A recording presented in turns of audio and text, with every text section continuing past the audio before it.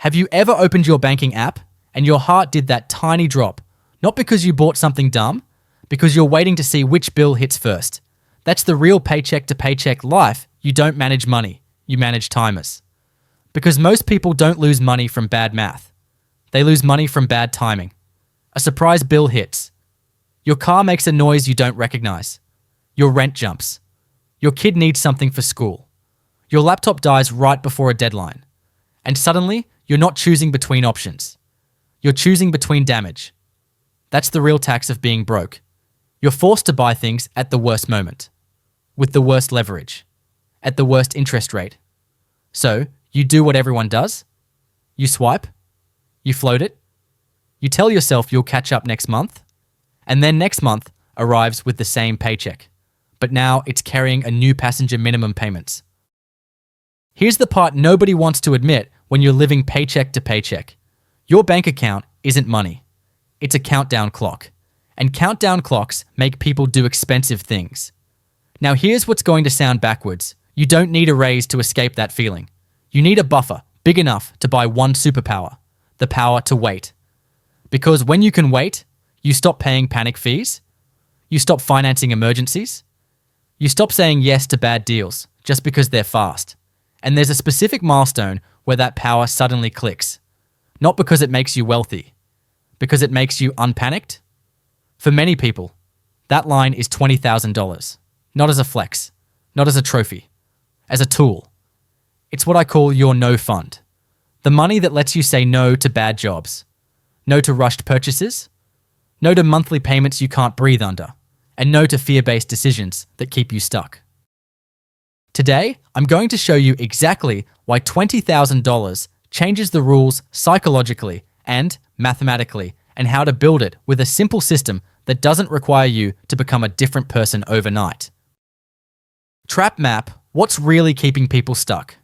Let's name the trap, because you can't escape what you won't name. Most people think the trap is spending too much, so they fight tiny battles all day long. Should I buy coffee? Should I get the brand name cereal? Should I order delivery? And then they feel proud and still end up broke. Why? Because the trap isn't coffee. The trap is urgency. Here are the symptoms.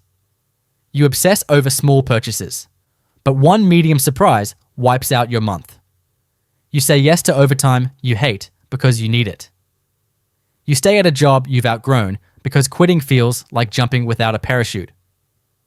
You buy things based on the monthly payment instead of the total cost. You budget by hoping nothing breaks. That last one is huge. If your plan requires a perfect month, your plan is not a plan. It's a wish. Now the real cause. When you don't have a buffer, you can't wait. And when you can't wait, you overpay. You overpay in late fees. You overpay in interest. You overpay in bad decisions made under pressure. You overpay in time because you spend mental energy constantly triaging. Micro twist broke isn't a number. Broke is a schedule. If every dollar already has a job before it hits your account, you're not managing money. You're managing emergencies. And emergencies shrink your brain. When you're in survival mode, you don't think in decades. You think in Fridays. You don't choose best. You choose fast. You don't invest in opportunities. You avoid disasters. So when someone says, just invest more, you're hearing just stop being on fire. That's why $20,000 matters. It's not magical because it's $20,000. It's magical because it's often the point where a lot of people finally stop living on a timer. And once you stop living on a timer, your decisions get cheaper. Rulebook 6. Rules to build your first $20,000 without hating your life. Alright? Here's the rulebook. Not theory, not vibes. 6 rules. Rule number 1. Define $20,000 correctly, or you'll hit it and still be broke. $20,000 isn't your shopping money. It isn't your vacation money. It isn't, I've been good. I deserve a reward money. It's your stability money. The clean definition is 3 to 6 months of essentials plus a small shock buffer. Essentials are boring on-purpose housing, utilities, groceries, insurance, minimum debt payments, basic transportation, basic medical costs. Micro twist, if your emergency fund is also your fun fund. You don't have an emergency fund. You have a checking account with better branding. And yes, for some people, 3 to 6 months might not equal exactly $20,000. Maybe it's $12,000. Maybe it's $30,000. The point is the threshold where emergencies stop turning into debt. That's the finish line. Rule number 2, 2 buckets. Automatic. No drama. Most people try to build savings with willpower. Willpower is unreliable. It's strongest on payday and weakest when you're tired, stressed, hungry, or scrolling. So we use structure. Bucket a no-fund cash, a separate savings account, preferably not your main bank if you're impulsive, because friction is a feature. Bucket B grow fund investing. If you have a 401k match, prioritize that match. Then consider Roth IRA or a brokerage with diversified, low-cost index funds. Micro twist, your goal isn't saving money. Your goal is saving decisions. Because decisions leak. If you have to decide every week, you'll eventually decide wrong. Rule number 3, break the emergency to debt loop first. If you're starting from zero, your first target is not $20,000. Your first target is a starter buffer. Something like $1,000 to $2,000 for many people enough to stop a flat tire from becoming a credit card balance. Because once you have even a small buffer, your life stops turning every surprise into interest. Micro twist interest is compounding, in reverse. It makes your future smaller without asking permission. So if you're carrying high APR credit card debt, the play is simple. Keep a starter buffer so you don't reborrow. Pay minimums on everything. Then attack the highest APR balance first with every extra dollar. Not because it's sexy.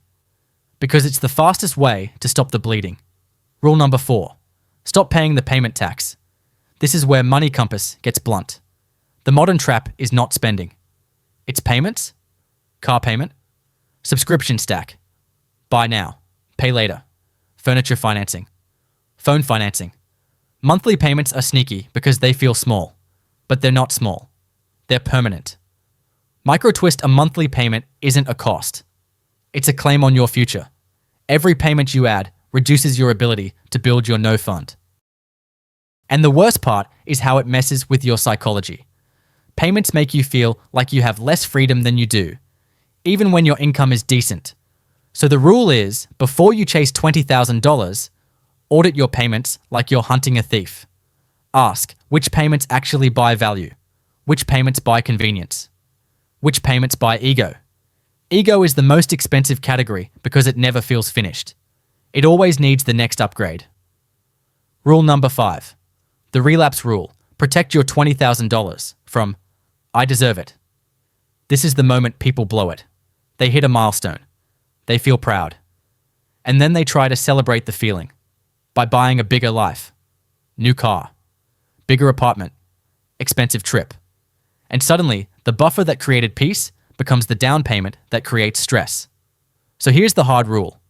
No new monthly payments until you've held your no fund milestone for 90 days. 90 days of stability. 90 days of proving you can keep it. 90 days of letting your identity catch up to your bank balance. Micro twist your savings isn't a trophy. It's not meant to be displayed. It's meant to be used to prevent you from being forced into bad decisions.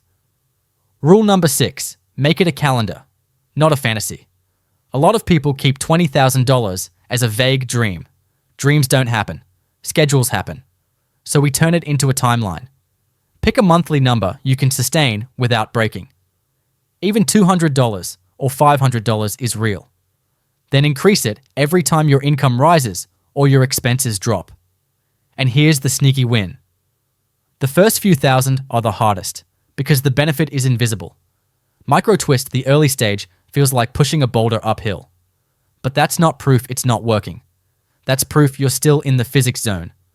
Once the buffer exists, everything gets easier because fewer emergencies turn into setbacks. That's the rulebook. Simple. Not easy, but simple. Now let's make the math feel real. Math moment, why the first $20,000 feels slow then speeds up.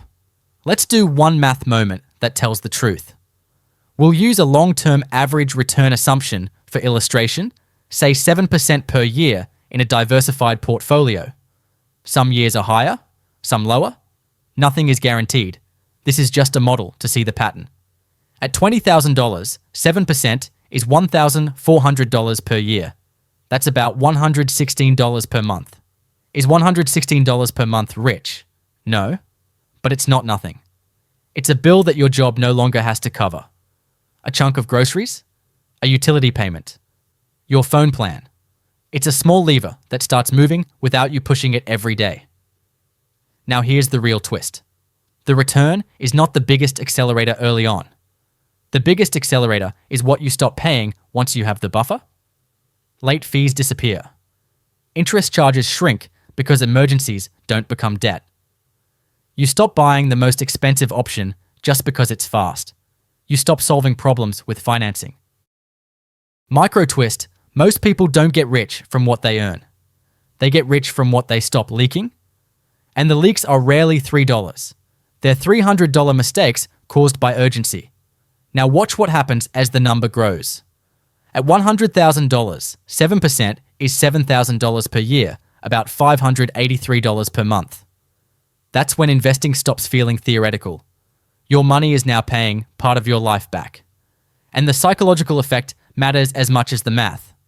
When you see money earning money, you stop seeing saving as deprivation. You see it as buying future freedom. That's why the first $20,000 is a turning point. Not because the returns are massive, because your behavior and your decision-making finally start compounding too. Escape plan 7/30/90, simple, specific, doable.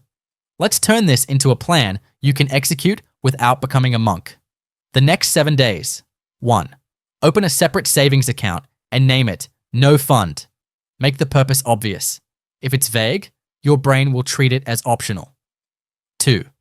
Calculate your essentials number. 1 month of bare minimum survival expenses. No guilt, no fantasy, just reality. 3. Set automatic transfers.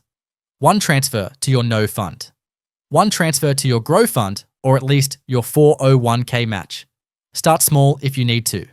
The goal is consistency, not heroics. Micro twist, if your plan requires motivation every week, you don't have a plan. You have a mood. The next 30 days? 1. Build a starter buffer $1,000 to $2,000 if you're starting from zero. That's your loop breaker. 2. Remove your top panic triggers. Align bill, due dates with payday when possible. Turn on payment reminders. Stop overdraft fees if they're eating you alive. Create a tiny car repair sub-bucket if your vehicle is older.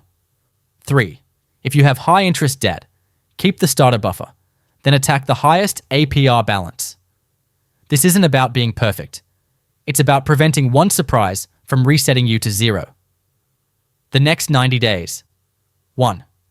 Reach 1 month of essentials in your No Fund. This is where you feel the first real psychological shift. 2. Lock the relapse rule. No new monthly payments. 90 days of stability before you upgrade anything. 3. Choose 1 lever from the big 3 and move it.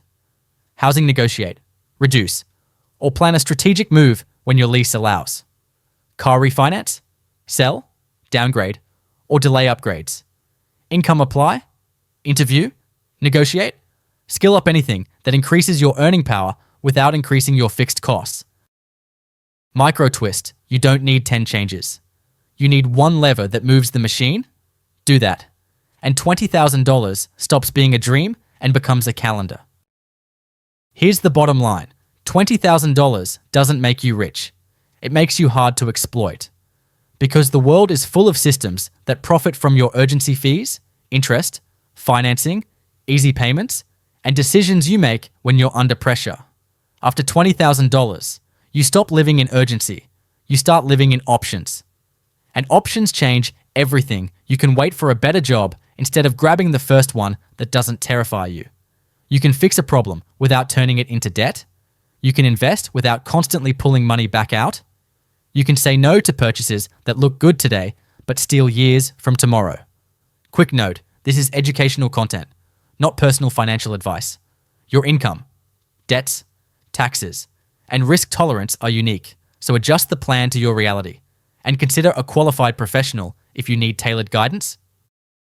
Now here's the question I want you to answer in the comments, because it reveals the real impact of having a no fund. If you had your $20,000 fully built, what's the first thing you'd finally say no to? A job you hate? A payment you regret? A pressure you've been tolerating? If this video helped you see money differently, subscribe. Money Compass exists for one reason: to expose the hidden traps that keep you stuck and give you an escape plan that actually works. And if you want the next level, the next video is this: what changes after $100,000 when your money starts buying your time back?